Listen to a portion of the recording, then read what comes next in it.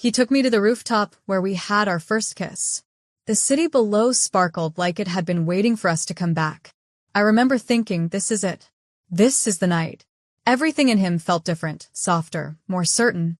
Even his silence felt deliberate, like he was holding something precious behind his teeth. The air was cool. He wrapped his coat around my shoulders like he used to, and my heart stuttered with muscle memory. His hand brushed against mine, not like an accident, but like a prelude. I leaned into it, into him, into the idea that 5 years hadn't been a waste. That all the nights I waited, wondered, doubted, were about to find their reason. He talked about us, about when we first met, and how he knew from the beginning that I was the only one who could calm his chaos. He told me I made him better, that I always did. And I believed him because I wanted to, because love makes you reckless. Or maybe just hopeful. Then he pulled something from his coat pocket, a small velvet box. My breath caught. My throat tightened. Time slowed. He didn't say anything at first, just looked at me with those ocean-dark eyes, the ones that always said too little and too much all at once. I covered my mouth with my hands, my heart thudding so loud I could barely hear my own thoughts. He opened the box. There was a ring. Simple. Elegant. Not flashy, but chosen. I blinked back tears. He looked at me and smiled. But it wasn't the kind of smile that precedes forever. It was smug. Sharp. Like he was waiting for me to fall apart. Before I could speak, before I could say yes or even breathe, he laughed, closed the box slowly, and said, "Relax. It's a joke." I didn't move. I didn't speak. I just stood there while something inside me cracked so loud I was sure he could hear it. He kept laughing. "You should have seen your face," he said. "God, you actually thought." I turned around before he could finish.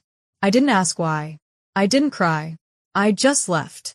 Because if I stayed a second longer, I might have begged. And I refused to let him watch me break for real. Not again. Not like this. I didn't go home that night. I walked. Past the edge of the city where the lights gave up trying to sparkle. Down streets where no one looked twice at a woman in heels with mascara running down her face. I don't even remember when I started crying. Maybe somewhere between the elevator and the sidewalk, or maybe my body had just waited until it was alone. I ended up back at his place. Not because I wanted to forgive him, but because I needed answers. Because I had to believe there was something more. That I had misunderstood. That the pain in his voice was guilt and not mockery. That the smile he gave me hadn't meant cruelty. The hallway outside his apartment was quiet. The lights flickered like they were trying to keep secrets. His door was cracked open just enough to let laughter spill out into the corridor, and I froze when I heard my name. "She thought I was going to propose," he said, between bursts of breathless laughter. It was his voice. Kai.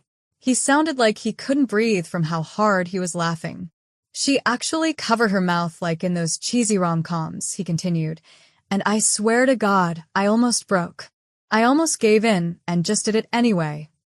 My stomach dropped. There were others in the room. I could hear them, voices layered over each other, drunk and amused and complicit. "Dude, you're savage. I told you she was still into you. What did I say? $100 says she'd fall for it." I leaned against the wall, barely holding myself up. My knees were jelly, but not the sweet kind. The kind that buckles just before collapse. Their words blurred together after that. I heard fragments. "Easy win. Poor girl. Always so serious about you." And him. Kai. Still laughing. "She waited 5 years," he said. 5 years, and she still believed in me.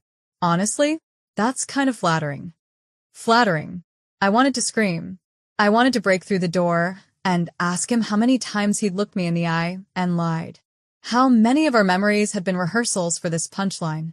How often he'd told me I was different while crafting the joke behind my back. But I didn't go in. I didn't give them an audience. Instead, I backed away. Slowly. Like if I moved gently enough, I could keep my heart from making noise. I didn't go home that night either. I called a friend, the one I hadn't spoken to in months because I'd been too wrapped up in Kai's world. She answered on the second ring. I didn't even say hello. Can I stay with you? I asked, voice small. She didn't ask why. She just said yes. In her guest room, under unfamiliar sheets that smelled like lavender and someone else's laundry detergent, I curled into myself and replayed every single moment Kai had ever touched me and called it love. I thought about our first kiss on that very rooftop. I thought about the time he held my hand in the emergency room when I had that fainting spell, rubbing circles into my palm like he was trying to will me better. I thought about the night he brought me soup when I was too sick to stand, how he'd knelt by the bed and fed it to me spoon by spoon, like something out of a memory I never deserved. And I wondered, were those moments real? Or just groundwork? Had he always known how to build me up just high enough to laugh when I fell? The next day, he texted, Hey, where'd you go? I stared at the message for a long time. It wasn't even a question laced with concern. Just curiosity. Like I'd disappeared in the middle of a conversation he never expected me to walk out of. I didn't answer. I didn't answer the next day either, when he called. Or the day after that, when he showed up at my office, asking my coworkers if I was avoiding him. I wasn't avoiding. I was erasing. And that takes longer. It takes patience. It takes silence. And I knew silence would kill him faster than any word I could say. Because Kai loved attention more than intimacy. He loved being the center of someone's orbit. And now I was a black hole, taking everything with me and giving nothing back. My friend tried not to ask questions. But on the third night, as we sat on her sofa sharing cold pizza, she looked at me and said, Are you okay? I didn't answer. Because the truth was I didn't know. I wasn't crying anymore. But I also wasn't feeling. I was floating. Between fury and numbness, heartbreak and clarity. The kind of pain that doesn't scream, just hums under your skin until it becomes background noise. Later that week, she asked again, softer. Was it him? And I said yes. Because there was no point pretending anymore. She didn't offer pity. She offered space. And that was all I needed. For weeks, I disappeared from him completely. Deleted his photos from my phone. Changed my number. Blocked him on everything. I didn't want apologies. I didn't want explanations. I didn't want him to find a way to turn this into another act where he played the tragic hero. I wanted him to sit with what he'd done. Alone. The worst part was he could have had me. He could have asked. And I would have said yes. Even with all his cracks. Even with all my doubts. Even with the hurt he'd already handed me in tiny doses over the years. I would have chosen him. Because love doesn't always come when we're ready. And sometimes we give it anyway. But now? Now he'd have to live with the truth that he didn't lose me to circumstance. He lost me to himself. I didn't disappear all at once. It happened in pieces. First, I muted his name. Then I blocked his number. Then I deleted every picture, every voice note, every half-sent message I'd saved in drafts for the day I thought we'd finally make sense. I packed up the box of things he'd left at my place, a sweatshirt, a notebook, a ticket stub from a movie we never even watched, and left it on my balcony until the rain ruined everything inside. It still took me 2 months to throw it out. I moved out of the apartment I'd shared walls and memories with him in. Found a smaller place across the city, where the windows didn't look like anything we'd once stood behind. The neighbors didn't know my name. That helped. I liked being no one. No history. No expectations. I changed jobs, too. Started over at a small publishing firm where no one cared who I had dated, or who I used to be before my laugh stopped reaching my eyes. I smiled because it was polite, not because I meant it. I told people I was fine because it was easier than unraveling in front of strangers. I went to therapy, not because I wanted to, because I needed someone to tell me that I wasn't crazy for feeling like I'd been hollowed out. That betrayal without bruises still counts as pain. That emotional cruelty leaves marks, too, even if no one else can see them. It took 3 sessions before I could even say his name out loud. Kai, I whispered, as if the syllables themselves were venom. My therapist didn't flinch. She just nodded and asked, What did you lose when you loved him? I didn't know how to answer that. Because how do you explain the way someone steals parts of you slowly, while calling it devotion? I didn't run from the pain. I let it sit with me. I let it whisper all the things I hadn't wanted to admit, that I'd clung to Kai because I thought loving someone difficult made me stronger. That waiting for him to choose me felt noble, when really, it was just self-abandonment wrapped in romance. He messaged me once. I hadn't blocked his email. Some part of me wanted to see if he'd try, if he'd fight. The message came with no subject line. Just 3 words. I was drunk. I stared at it for a long time. Not because I believed him, but because it confirmed what I already knew. He still didn't get it. He thought the wound was the joke. The timing. The way I'd found out. But that wasn't it. The real betrayal was how little my love ever meant to him. I never replied. I left it unread. I wanted him to feel the silence. The way I had, all those nights he left me wondering. The way I had when I waited for him to show up emotionally, and he only ever brought charm and excuses. They say grief moves in stages, but mine looped. Anger, numbness, bitterness, nostalgia. I'd go a whole day without thinking of him, and then see something, a ring box in a shop window, a song we used to play in his car, and it would hit again, raw and new. But I didn't reach out. Not once. I wasn't trying to be strong. I just couldn't stomach hearing him say sorry in a voice that didn't tremble. I dated. Eventually. Casually, clumsily.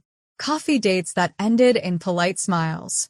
Men who asked about my past and got vague answers. No one stayed long. No one touched the places that still ached. Until June. But I didn't know that part of the story yet. Not then. Back then, I was still learning how to live inside my own skin again. Still learning how to walk without adjusting my stride to match someone else's. Still learning how to breathe without the weight of hoping he'd finally love me back. And every day I didn't answer his messages. Every morning I woke up without checking if he'd reached out again. I was building something. Not revenge. Not resilience. Just me. I met June on a day I almost turned around and went home. It was raining, the kind that soaks you before you've even opened your umbrella. I was late, flustered, convinced the last thing I needed was to be set up by a coworker who barely knew me. She had told me, "He's not your type, which is exactly why you should meet him." I didn't have a type anymore. I just had a long list of things I wouldn't tolerate. He was already there when I arrived, sitting at the window of a small bookstore cafe, wearing a soft gray sweater and reading The Little Prince. That should have annoyed me. It was too on the nose, too gentle, too curated. But then he looked up and smiled like he'd been waiting, not impatiently, not out of duty, but like he'd hoped I'd show up even if I didn't. That was the first thing I noticed about June. He never made me feel like I was late for anything. We didn't talk about big things that first day. No trauma dumps. No curated sob stories. He asked me what kind of tea I liked. I said I didn't know anymore. He smiled and ordered 2 kinds so I could decide. I told him about my job, the new apartment, the dog I didn't have but always meant to get. He told me about his garden, his sister, his habit of taking long walks without music just to hear the city think. He didn't ask if I'd been hurt. He didn't ask why my smile kept faltering at the edges. He didn't flinch when I paused too long before answering a question, or when I looked over my shoulder a little too often, as if still bracing for a shadow that had already left me. I didn't fall in love with June that day, but I did something else. Something quieter. Something harder. I trusted him not to hurt me for a moment. That was enough. We saw each other again. Once a week. Then twice. No games. No guessing. Just slow, simple days strung together like a garland I never meant to keep. I waited for the moment he'd slip. The moment he'd say something too clever, too cruel, too Kai. But he never did. When I told him I wasn't ready for anything serious, he nodded and said, "Okay." When I told him I had walls, he said, "I'm not here to knock them down. Just to sit outside them, if that's where you feel safe." There were nights I'd stare at the ceiling long after he left, wondering what kind of man doesn't want to be let in. And then I realized he wasn't waiting to be let in. He was just there, being himself. Not demanding. Not pushing. Just present. I told him about Kai eventually. Not everything. Not the rooftop. Not the ring. Just the outline of a man who made a joke out of me and called it affection. June didn't try to fix it. He just listened. And that was the second thing I noticed about him. He never confused silence for indifference. He stayed. In the quiet. In the pauses. In the parts of me I hadn't figured out how to explain yet. And slowly, without fanfare, without declarations, I began to believe I could be loved gently, without being tested, without being torn apart first. When June proposed, I didn't cry. I wish I could say I was overcome with joy, that I jumped into his arms or said yes before the question fully left his mouth. But the truth is, I froze. He didn't make a speech. He didn't kneel. He didn't do any of the things that had once defined a proposal for me. He simply looked at me across the living room, hands a little shaky, and said, "If you want forever with me, I'd be the luckiest man alive." He didn't pull out a ring. He didn't perform. It wasn't rehearsed or romantic in the way I used to dream of. But it was real. And that's what scared me. Because I knew what it meant now, to say yes. It meant choosing someone not just because they made you feel loved, but because you were finally brave enough to love yourself alongside them. I stared at him for too long. Long enough for the silence to feel like a weight. His eyes didn't falter. His hands didn't close up into fists. He just said, "It's okay if you need time." And I broke. Not because he'd asked me to marry him, but because he hadn't made my hesitation about him. He hadn't turned my pause into rejection. He hadn't folded into himself like a wounded ego. He had given me the space to say yes without pressure. I sat beside him on the couch, both of us staring straight ahead like the world might shift under us if we moved too quickly. "I want to," I whispered. I don't know how to stop being afraid." He took my hand. "You don't have to stop," he said. "You just have to let me stand beside the fear." And that was the moment I knew.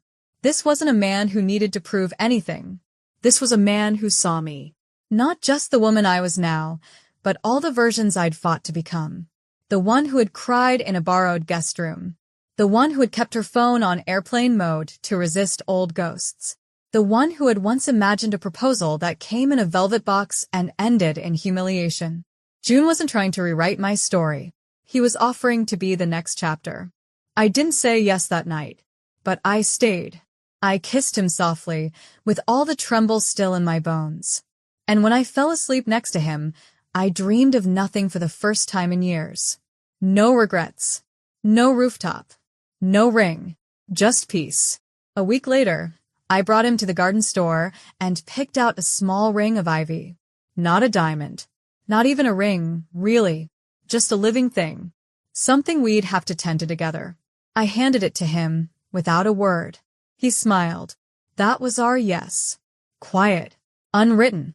Ours. It was a warm day. The kind of weather that feels like a gift.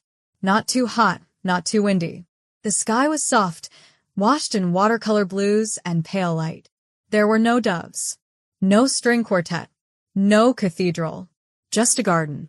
Overgrown. A little uneven. Just like us. I didn't wear the dress I used to imagine myself in when I was still waiting for a love that wanted me to shrink to fit inside it. No dramatic lace. No corset.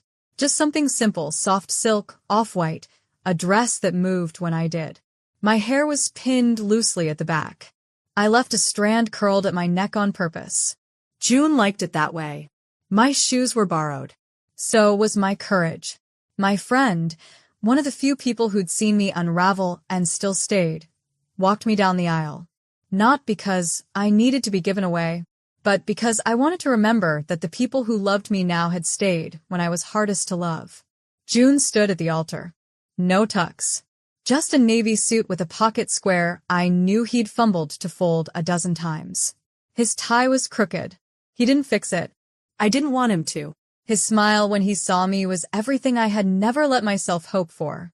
Not a smile of triumph, or pride, or possession. Just joy. I almost missed the movement in the third row. A shift of color. A bowed head. Shoulders too familiar to be anything but him. Kai. He was there. I hadn't invited him. Of course not. but somehow he had found out. He sat alone.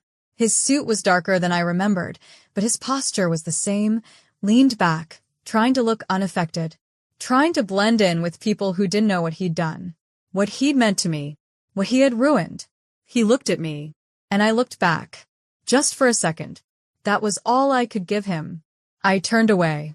And in that one breath of silence, I said goodbye again. The ceremony went on. The vows weren't poetic. Mine were short.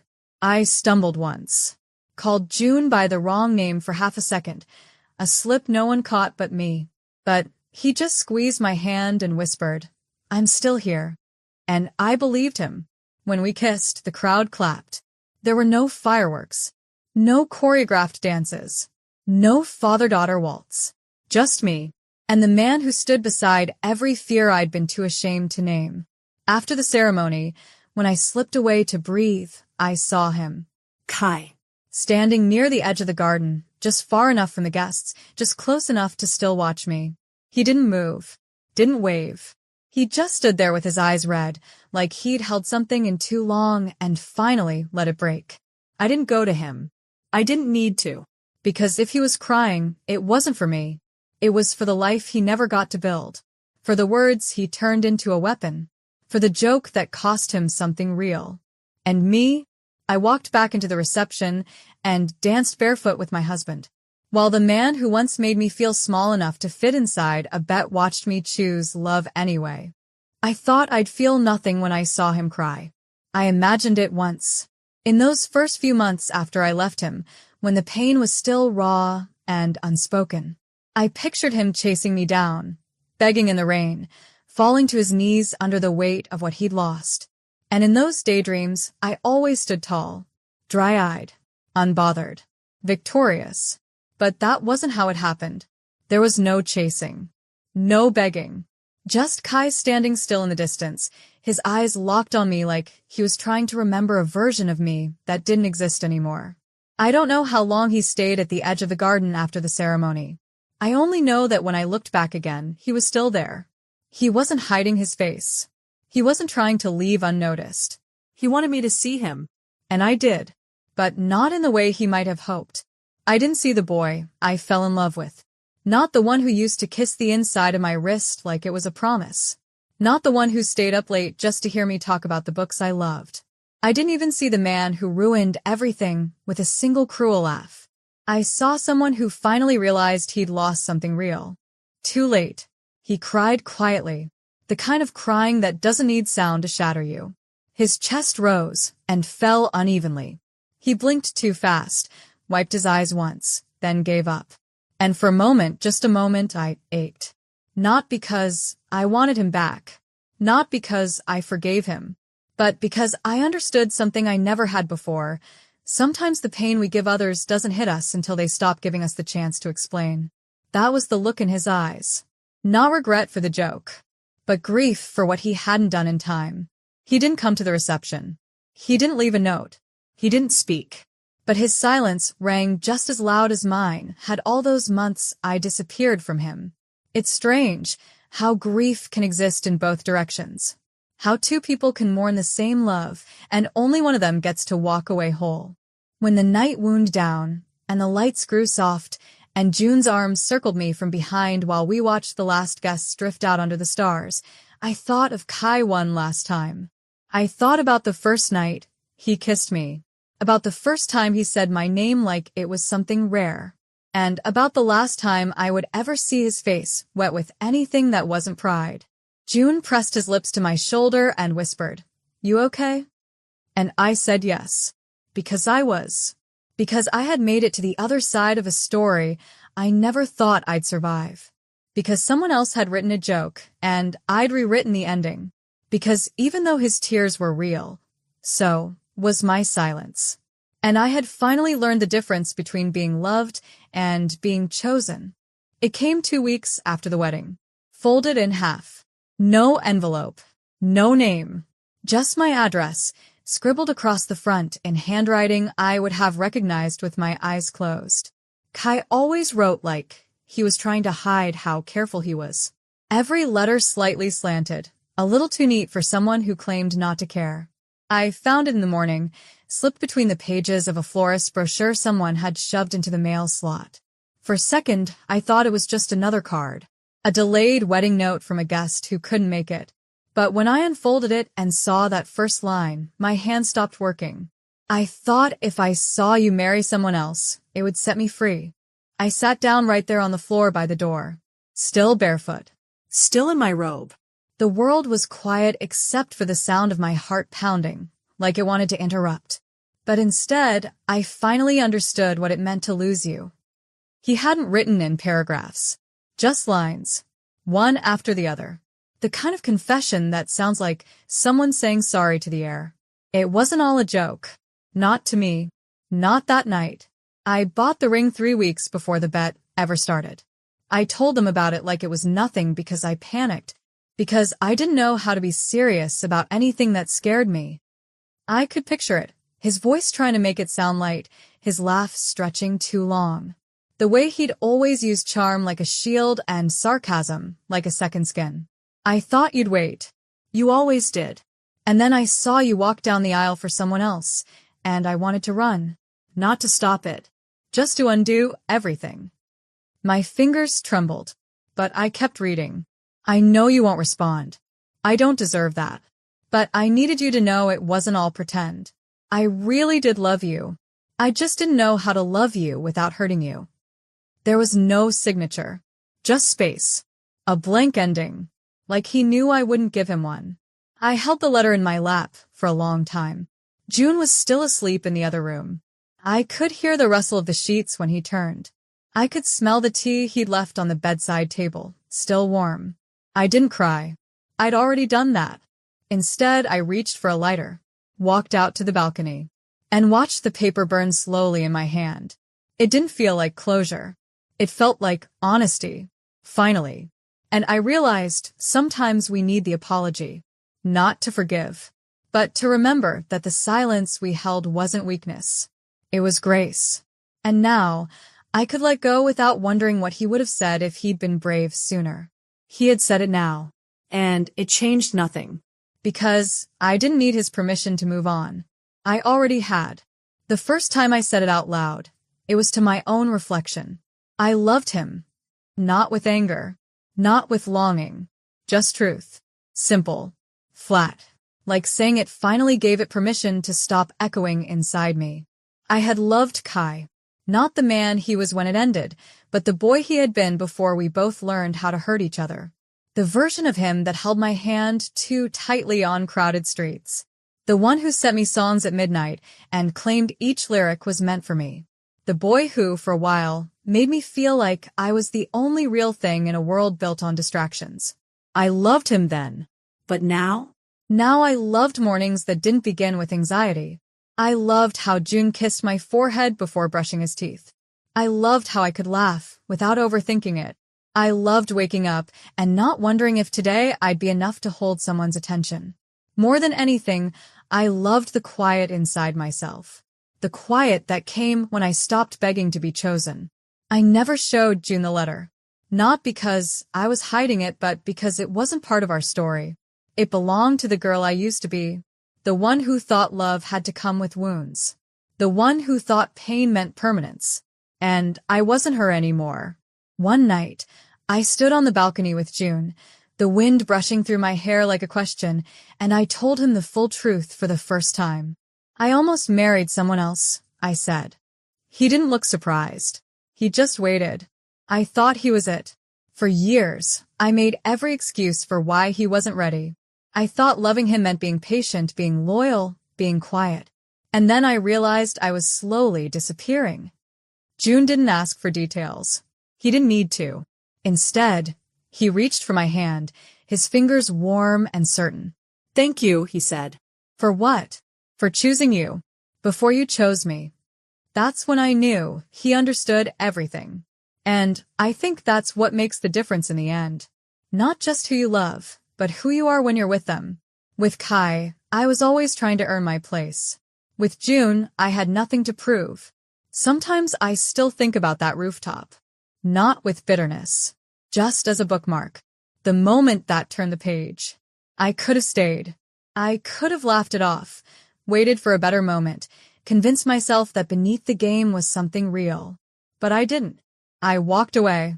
And years later, when I stood in front of a man who didn't ask me to be less or wait for him to decide, I finally understood what love was supposed to feel like. Like choosing. Freely. Fully. Without fear. I loved Kai once, but I chose myself. And that changed everything. I found the ring a year after the wedding. It arrived in a box without a return address, wrapped in plain brown paper. Inside was the velvet case I remembered so clearly, the one Kai had once pulled from his coat with a laugh that broke me. But this time, it wasn't empty. The ring was simple, elegant. A delicate band of gold with a single stone, oval-shaped, nothing extravagant. I held it between my fingers for a long time, surprised at how light it felt. He must have sent it. I never asked. I never responded. Some things don't need confirmation to be understood. For a moment, I imagined what it might have been like if he'd meant it that night. If he'd opened the box with a trembling hand instead of a smug grin. If he'd whispered my name like a promise instead of a punchline. Maybe I would have said yes. Maybe I would have believed him. Maybe we would have built a life on something that looked like love, but still left me wondering when the next betrayal would come. I closed the box.